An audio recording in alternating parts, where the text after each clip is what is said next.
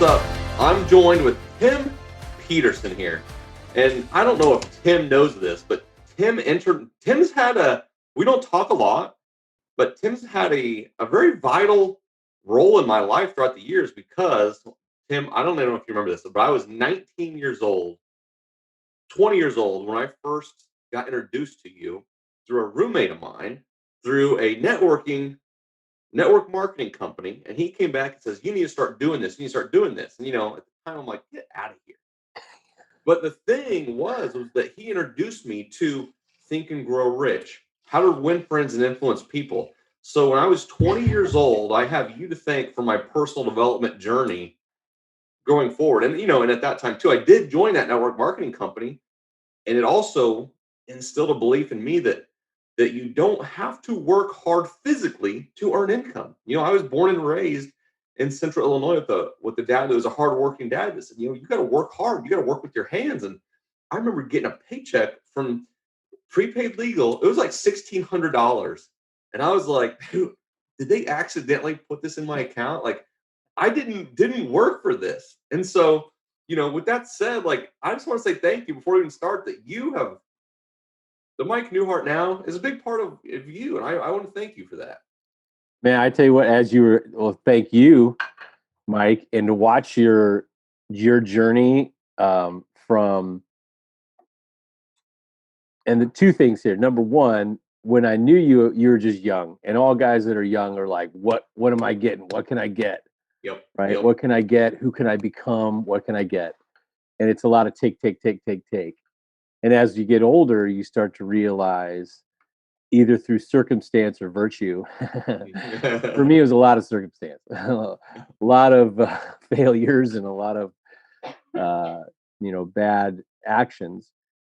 But you learn that it isn't so much about taking as it is about giving.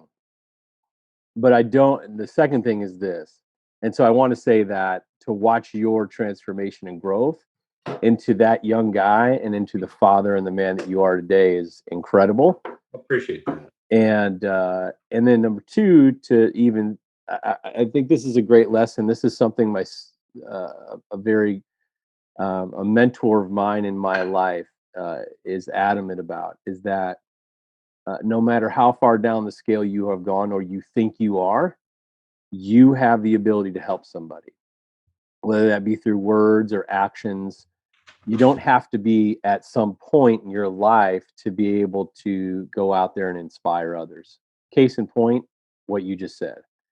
So when you met me, I was probably 25 years old, 26, and I'm now 45.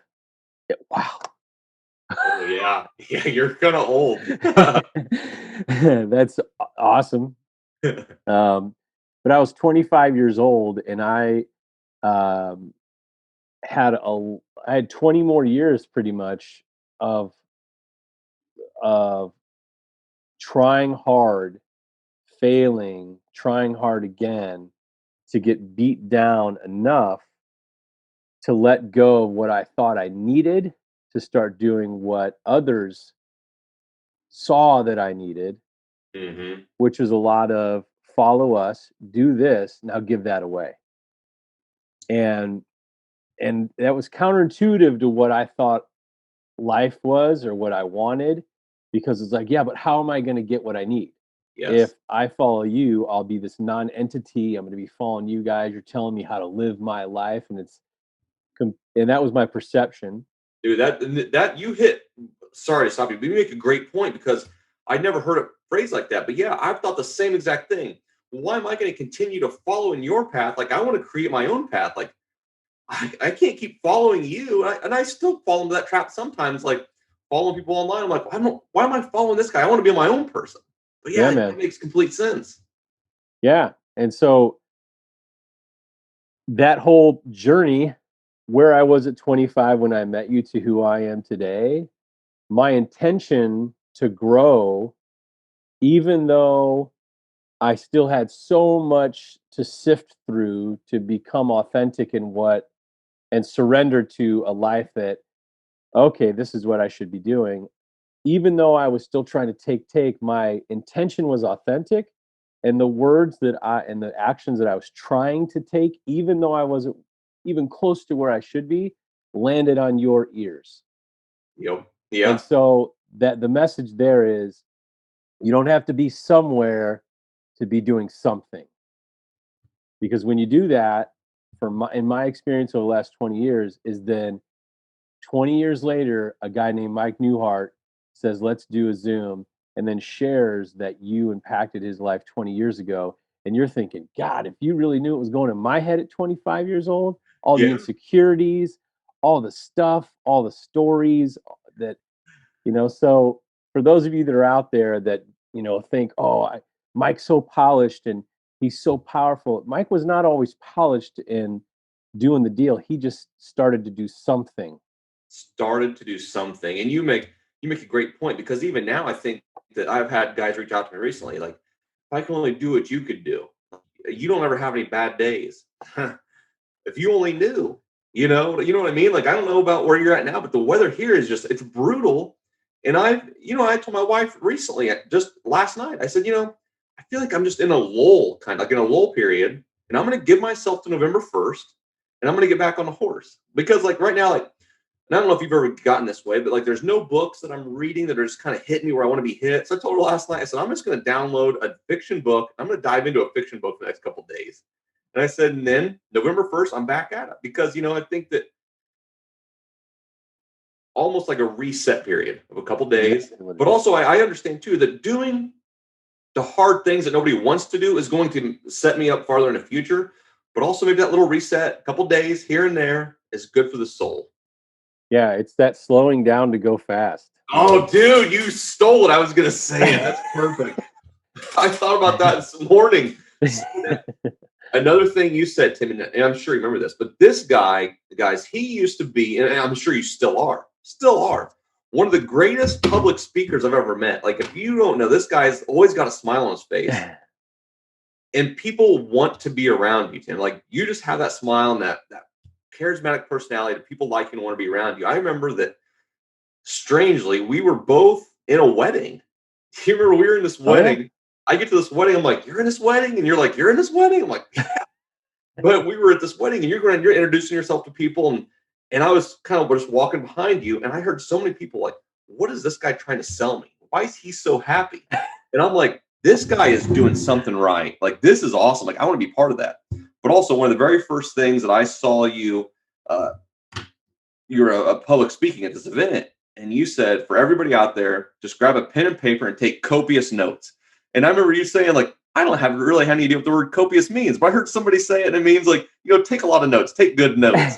And so now I still use that line, take copious amount of notes. And that's why I got my piece of paper, my pen here, because I'm taking copious amount of notes. And so I owe that to you as well. Awesome, man. That's so much fun to hear that. I know.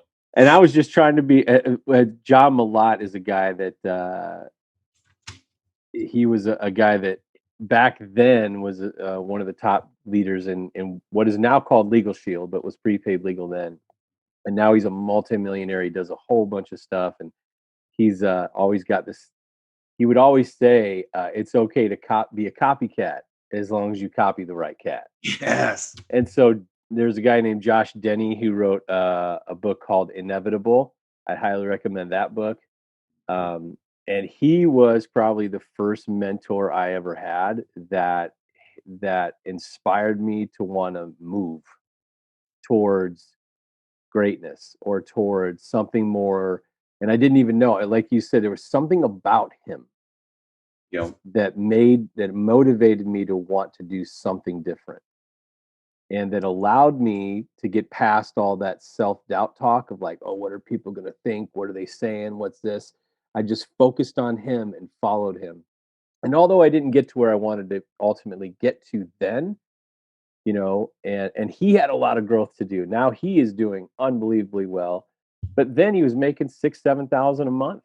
Yeah. Not that money is everything, but his attitude and his focus and his teaching of, I'm following other people. I'm nobody. I'm just following other people who are inspiring me, and I want you to have what I've got. Yes. It's not like, look at me, follow me. It's like, follow me because I'm following someone else. Yeah. Yep. Yeah. And I love that too because, and you probably know this too, like money's not everything, but also like I've found that inner peace and that true happiness that now I'm excited to share that. And a lot of people ask for my advice, which they don't take it, and that's fine. It's not for everybody, but I'm like, if you guys just do exactly what I do and you can experience what I can experience, how come you don't just do it? You know what I mean? But I know that the journey is different for everyone. Like you said, you started when we met, you're 25. If you would have taken everything you knew then and put it into place, where would you have been? Because it took me a solid 10, 15 years later to actually start living the things that I had been reading about for so long. I just never put it into place. And you know what? I had spent so much time, and this is where faith comes in. And I'm not sure what everyone believes, but it's been a journey for me Hmm. of believing that there's a God and believing that God is there for me. Like I believe there was a God, but I prayed to God like Santa Claus rather than praying to God. Uh, rather I've than been praying to here. God saying, what can I do for you? How can I be of service to you today? And we were talking about this before we started hit recording, is that, when you live in purpose. And so I think that to be kind to yourself, there's no way that any of us could continue down this road, in my opinion, without other men or mentors or people that we're following to say, this is how I think and this is how I thought, which allows us the ability to be kind to ourselves. And I think Yeah. people that changed my life is this book right here, Jeff Olson, The Slight Edge. Um, Great and book. it's like, for me, it's the book to read before all other books because it is the philosophy of like, we live in the McDonald's society, right? I want it now. I want it now. But the book says plant, cultivate, harvest. It doesn't say plant, harvest. Yes. So the cultivating part, we watch movies and we see, in 2 hours, Mhm. someone is born, they go through high school, college, their first love, they, go through all these insane things in life, ups and downs, and then they're 65, 2 hours. Yep. And we think, wow, and there's music to it. And then we say, man, I'm going to do this. And I want to this quantum leap of success and feeling, and I want it to be epic. I mean, that's literally how I am, right? I'm Hmm. sentimental, I'm sensitive. I love that stuff. For sure. And yet it is not that. It is taking simple disciplines that seem to make no difference at all in the act of doing them and doing them over and over and over and over and doing them consistently and persistently with a great attitude until the compounded effect kicks in. But it's somewhere in there, like that whole stuff where we're doing things, slowing down to go fast, Hmm. is where I need books, mentorships, tapes, mastermind groups, other men that are on the same journey to say, let's keep going. Let's keep going. You're in the right spot. Then one day, the journey that you have, the ups and downs, is the gold that you can then share with another man or person to say, it took me this long. Some people say it took me this long. Doesn't matter, but do the deal, start the deal. Do the deal. And as we're sitting here, you're throwing out so much good stuff. I'm wondering why don't I talk to you more often? You know what I mean? Because like you're nailing everything that I wanted to talk about. It's doing those little small habits that won't, like you said, it's even. They don't show, you don't see it, you don't, but if you every single day you continue to do those. Like in my daily journal, like gratitude every morning. I write my three top feelings down, my goals, you don't see. That's all just surface level stuff. You never see the benefits of that. Like if an evening, I write down my three wins. But over time, that book Atomic Habits. So I recommend Atomic Habits and The Slight Edge. Great books. Like I love Jeff Olson. Like I'm going to read that again. I'm looking at my bookshelf at it because it's a great book. But getting 1% better every single day, you're not going to see, like you said, in the 2 hours of that movie, it just, you hit everything. but that's not how life is. I mean, some people it's going to go faster, but same way with you. Like it took me 15 years of reading these books, growing my network of friends, didn't really understand what I was doing at the time. But now as I get into this structure, I'm like, who can I reach out to talk to? I'm like, oh, I've got so many people that I want to sit down and talk to because like, you didn't realize, but 20 years ago, yeah, you sparked that in my life that changed, and it's incredible. And just doing the little things, I think that's what guys get discouraged at. Guys, girls, anybody. We put in the work, we don't see any results when we want to see them. when we want to see them. How often do you go to the gym and you want that six pack of abs on Friday, but you only start coming on Monday? Yeah. It's going to take a long time. And, with my faith as well, I used to think that everything, once I made a decision, like God should grant me that access right now. Like, Gee, hey, yeah, yeah.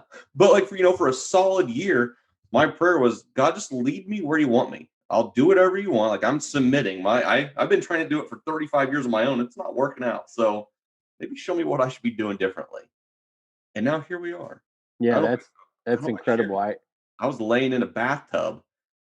I know most people don't take baths, but I was like sore. So I had some like Epsom salt, candles. Hey Not really, man, I not just really bought candles. Epsom salt for that reason. So Yeah, but and it just popped in my head. Structure You. It's gonna be a men's group for just men to be vulnerable, talk about feelings, talk about real life issues, and here we are. You know, that's it. It's I think before we hit record, we were talking about that. We were like, why is it that some people start to thrive and others don't, or why do some people feel um, not uninspired, but they don't feel as though they're living their purpose? My only takeaway in my experience would be to say, um, for me, when I tried to take rather than to listen, surrender, and do, um, I was always wanting more. And I have a mentor that says, Tim, you lived a life of quiet desperation, always Mhm. quietly and desperately hoping that someday I'll get there, wherever there is, Yeah. because there doesn't exist. He's like, so what you need to do is surrender your great ideas, have goals, have aspirations, have all these things, but surrender to a higher calling to help others. Because once I started doing that in a very specific area of my life where I struggled, and then I surrendered for the help, I then reaped the benefits. And he said, the only way to keep this is to now turn around and give it away for fun and for free. Once I started doing that, and everybody's got something in their life that they're struggling with. If they ask for the help, if they go through the journey and surrender on a daily basis to somebody higher, something other than them, right? God says, when there are two of you there in my name, there I am. So, whatever you're struggling with, ask for help, follow their direction because they're giving you objective, loving direction that is good for you. If you do that long enough, you will have an experience. Then you can turn around and share that experience with another man. That is the only reason why we're here. And when you are able to do that, you can then show up to your wife, to your job, to your Mhm. business as a man of purpose. And once that happens, this whole I'm not getting what I think I need doesn't disappear, it just lessens. Yeah. And when I stop doing that activity, it goes higher. And I start to feel insecure, inferior. I start judging, thinking about what I think you think of me, how Oh, I feel about that, how I feel about how I feel about how I think you think of that I think you think of me. Like I judge your outsides to my insides. But when I start to do the work that is I think it's inconvenient. Oh, I just much rather work on my business or do this or that. But I do God's work because I call it God's work because I had to surrender to another person and God was able to then come in. If I do that work, I'm able to show up more so as a man of purpose, which then allows me to sleep at night because the ultimate goal is really peace of mind.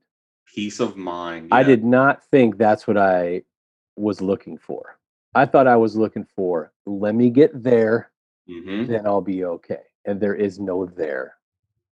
So There is no there. And you always think, I always used to think too, once I get to that financial status, that's where my there will be. And then I'll have peace of mind because I don't have to worry about anything. I'll have money. How wrong that was. And then for every level, there's another devil. yes, new level, new devil. A couple quotes popped in my mind, and I know that you've shared these with me over years and years. But Zig Ziglar, you help enough people get what they want, and eventually you'll get what you want. Look what book I'm reading right now. Yes, Born to Win. Love that book. Zig Ziglar. And another one, I'm sure you like this one too, with Abe Lincoln. When I do good, I feel good. When I do bad, I feel bad. Like Yeah.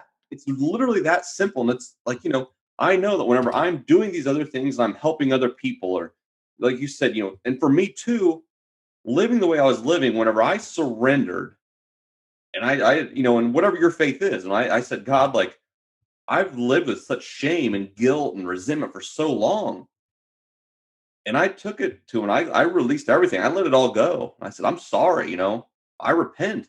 Like it was Tim, like the burden and the weight lifted off my shoulders.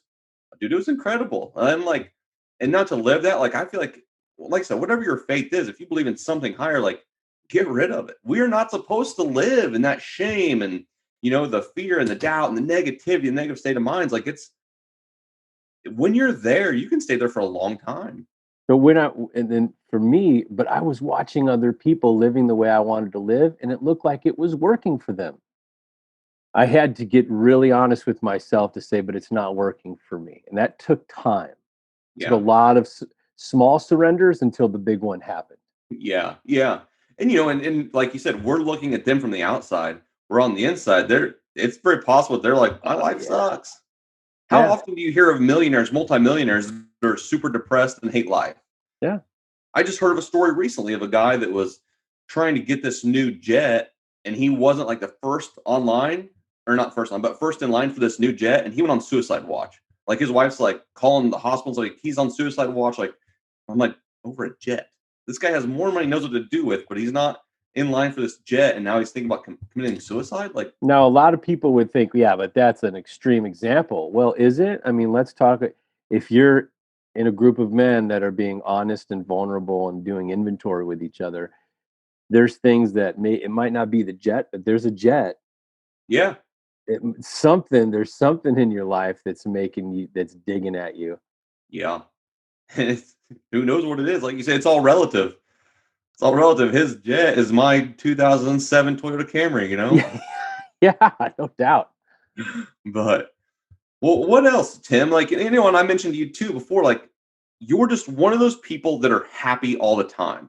When you found like this true happiness, not necessarily is it hard to live that now, but I mean, like we talked about, like we're not on point every single day. Every Mm-mm. now and we have Mm. some bad days. And is it okay to have a bad day? Yeah, I mean, it better be because it's going to happen. I think we have to make that conscious decision not to stay there. Yeah, Because I think I some mean, people stay there some for days you're years. just like, there's some days where I just look. I mean, there's been a lot of work that I've done, and there's men that I trust in my life that I'm honest with, that I've given them, as my friend says, I've given them veto power on my life. Yeah, I like that. So I share with what's going on in my life, and I'm the one that's asked this man to do this. And since I've asked him to do it, either I'm going to allow his suggestions to come in and take them, or I'm going to say, nah, no, I know what's best for me. I'm going on defense mode. Uh, you know, Yep. look, I gave up some other stuff. That was a big deal, but no one's going to make decisions because you truly don't know how I need to make decisions and what's best for me. I'll listen politely, but other than that, what am I, some 10-year-old? Like that's what goes on in my head. But yeah, I am. Once I decided, and I had to be very careful with who I asked to do this in my life. Once I decided to tell him everything that was going on and be honest, it then opened up this vulnerability in me that said, okay, but here's another thing is that he is just as human and shares the same humanity with me. He says, here's where I fail. But he has a mentor. Yep. right? So it's this whole chain of like, I love what you're doing with Structure You because it is men being vulnerable to let other men out there know that that's where we find strength. As my mentor says, honesty is the currency here, I like that. right? And if we're not honest, we don't get paid what we're looking to get paid, which is that peace of mind. That's that's what we want, you know. And if we're not willing to pay with honesty, then we're not going to get what we're looking for. So vulnerability and honesty are the two things. Um, because look, now I know when I'm off the beam. I pray and meditate in the morning. I do inventory at night, and I share that with another man. And it's not so that I flog myself and go, I'm such a piece of, right? Yeah. Look how bad I am. I need to grow. No, it's like, it's a ledger, just like a business, my assets and my liabilities. And Yes. I needed to go through my life and say, you know, what are my patterns? I suggest highly to anybody to get, whether it's a therapist or whoever, somebody that can help walk you through looking at your life objectively, noticing patterns, taking suggestions on how to act differently on a daily basis. There is no big like, boom, I made a decision and my life's different. Okay, good luck. Because guess Yep. what? Tomorrow is Friday. Yep. It's a Exactly. whole new day. And isn't it crazy too? Like everything that you just mentioned. And I think as men, we have a hard time with that. Like vulnerability and being honest. Like, how often are we as men even honest with ourselves? Let alone, whether you like your mentor or if it's an accountability partner. Like, so I've got an accountability partner. We touch base every morning. But how often are other men? Because I think that we're not supposed to go at this alone. That's why I wanted Structure You, because to let guys know, like, we can be a group where we're not sharing this stuff to the world, but this is a private group where you can be vulnerable, you can ask questions, you can and be completely honest, because when you are completely, and you understand this, when you're completely vulnerable and you're honest, you have a sense of freedom. Like inside, it's like, ooh, that actually feels kind of good. So the more vulnerable I am, the better I feel inside. It's the boogeyman. That's what my mentor calls it. He's like, it's the boogeyman. Yeah. That fear of what I think you think of me. I need to control this image, right? And it's all ego, right? All Edging ego. God out. It's ego. Ego is persona and so I need to control the persona. And if I am vulnerable and honest with you, then I'm giving you the ability to judge me, and I don't have control over that anymore. And there's zero trust in God. So Yes. I need to be around men who I can trust, who are saying, look, I'm vulnerable. Here's how you can trust me. And it's very, I mean, you gotta be around a group of men. Hopefully you can find a group of men or a man who struggles with what you are or has struggled and continues to struggle, maybe not as much as you, with what you are currently struggling with. Yep. Be honest and private message that guy. If you see or hear him say something, private message him and say, hey man, can I have a conversation with you? You know, this is really embarrassing. I don't even want to tell you this. But this is what's going on. The freedom that comes from that. And look, if there's another man being vulnerable enough to share a little bit about his struggles, that's the kind of man you're going to want to reach out to, because they're going to show you patience, love, tolerance, kindness, which then allows you to become a better man, Yes. right? This whole Yeah. I'm a man, I'm tough is a bunch of BS. Yep. You can't be a better father, a better husband. Look, for men, we all know this. Intimacy for us is physical, but for Yep. women, it's emotional. And if you can't tap into that and try to grow that with another man, there's no way you're going to be able to do it with your wife. Yeah. And as woo woo as that sounds, or as you know, weird as we want it to sound, that's the 100% truth. Like you just put it into great terms right there that I hope everybody listens to and even goes back, and because I want to listen to that again. Like that's so true. Like for me, like you said, it's physical touch. My wife asked me, "Can you ever give me a hug without trying to rub your junk all over me?" I'm like, "Yeah, Oh yeah, yeah, the humping, right? We hump. yeah, yeah, We're like dogs. yeah, exactly." And what they want is they want to sit on the couch, rub their feet, talk Oh, to them, ask them about their day. How do you feel about that? Like, if I don't know how to practice that with men, I am not gonna, because I just want to be like I always have with my wife, like I've been with my guys. How was your day? Good, good. How's yours? Good. Let's watch this show. Exactly. Yeah. And for me to sit down and listen, to stop and just listen and not try to intervene and tell her exactly what she should do or give advice, but just listen, Yeah. hard thing. Mike, it's been my pleasure jumping on here. I got to get on another Zoom. Tim, I appreciate it. We'll do it again because, dude, you're a wealth of knowledge, and I appreciate you, man. Brother, I love you, man. And right. When we ran into each other at that Tony Robbins event, I was like, hell yeah. Yes, that's what I'm talking about. Because we knew without even saying it, we know why we're here. Yep, exactly. That's awesome. So cool. Thanks a lot, Tim. We'll see you. Love you, buddy. Hey.